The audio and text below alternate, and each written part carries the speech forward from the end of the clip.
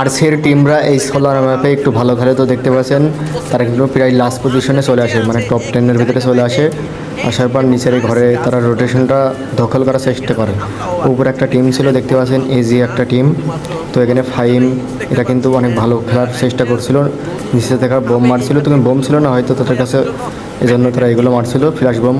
তো এগুলো মারার কারণে তো 6-এ কিন্তু এনভিএল এলিমিনেট হয়ে যায়। তো দেখা যাক আরসিরা কী করতে পারে। তারা কিন্তু পুরো ম্যাচটাতে এই ম্যাচটা একটু ভালো খেলার চেষ্টা করে বা খেলে, কারণ আপনারা দেখতে পাচ্ছেন টপ 5-এ কিন্তু অলরেডি কিন্তু বাংলাদেশ আরসি কিন্তু রয়েছে, 0 কিলে রয়েছে। তো দেখা যাক তারা কী করে। নিচে রয়েছে আরসি এবং তাদের বিপক্ষে রয়েছে অন্য একটা টিম, এটা কিন্তু থার্ড পার্টি করে তাদেরকে মারতে পারে, এই বিষয়টা তাদেরকে খেয়াল করতে হবে। তো দেখতে পাচ্ছেন ওই পাশে আরসিদের হেলথ কিন্তু অনেক কমে গিয়েছে হোপের, তারা কিন্তু মেডিকেট করছে। তারা কিন্তু জোনের সার্কেলটা কিন্তু পেয়েছে, আপনারা খেয়াল করলে কিন্তু দেখতে পারবেন জোনের সার্কেল কিন্তু ওইদিকেই যাবে। তো দেখা যাক কী করে। হবে আমাদের এই সাইডে এজি গ্লোবালদের, তখনই কিন্তু আরসিরা এন্ট্রি নিতে পারে। আর আর কেবল স্টিং ক্লিয়ার ভিশন স্পোর্টস গ্রেনেডে বর্ষণ তো সেকেন্ড পর একদম কেজি বেই গ্রেনেডে বর্ষণ। তো যে ফাইট হচ্ছে, ফাইটের ভিতরে বাংলাদেশ টিম যে টিকে রয়েছে এটাই কিন্তু অনেক, কারণ আপনারা দেখতে পাচ্ছেন পৃথিবীর সবচেয়ে ভয়ানক ভয়ানক টিমগুলোই কিন্তু রয়েছে এখানে। তো এখানে আরএসকে থাকলে কী করতে অবশ্যই আপনারা কমেন্টে জানাবেন। আরসি কিন্তু অনেক ভালো খেলেছে এই ম্যাচটাতে, আপনাদের মানতে হবে, কারণ এই একটা বিশ্ব লবিতে টিকে থাকে কিন্তু অনেক কিছু।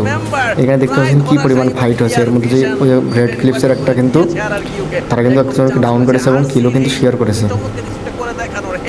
তো দেখা যাক। তো কিন্তু ফাইম কিন্তু রয়েছে ছাদের উপরে, তাদের ব্যাকআপ দেওয়ার চেষ্টা করছে, এখানে ফাইট করছে রিফ্লেক্স।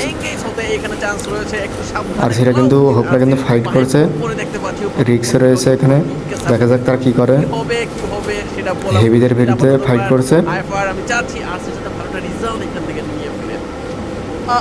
পেছনে কিন্তু থার্ড পার্টি করছে এই টিমটা, এই যে সিভি সিএলভিএস, এই টিমটা কিন্তু অলরেডি কিন্তু রিফ্লেক্সের 2টা প্লেয়ার কিন্তু মরে গেছে, মানে রেড ক্লিপসের 2টা কিন্তু টিমমেট মারা গিয়েছে।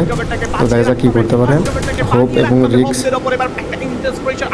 দলের মাঝখানে দুটো টিমের মাঝখানে পড়বেন, তবে নক হয়ে গিয়েছেন একটা হোপ এবার কিন্তু ফিজিক্যালি ফিনিশ করে ফেলা হবে। এন্ড হ্যাশট্যাগ কোড ফর অবশ্যই কিন্তু 4 নম্বর টিম হিসেবে আরসি কিন্তু বিদায় নিল।